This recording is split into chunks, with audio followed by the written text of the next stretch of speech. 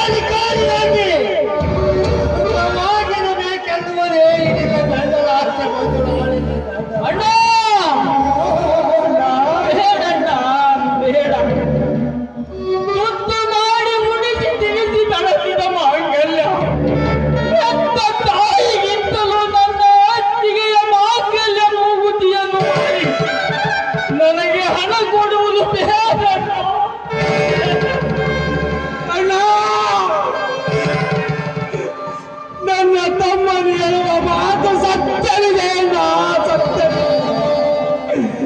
ಬೇಡಣ್ಣ ಅಣ್ಣ ಅಣ್ಣ ಬೇಡಣ್ಣ.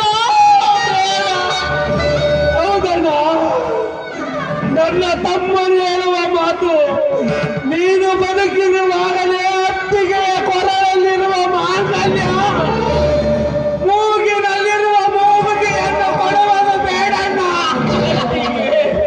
ನೀವಾದರೂ ಹೇಳಿ ಅತ್ತಿಗೆಯನ್ನು ನೀವು ಹೇಗಮ್ಮ ಹೇಳಿ.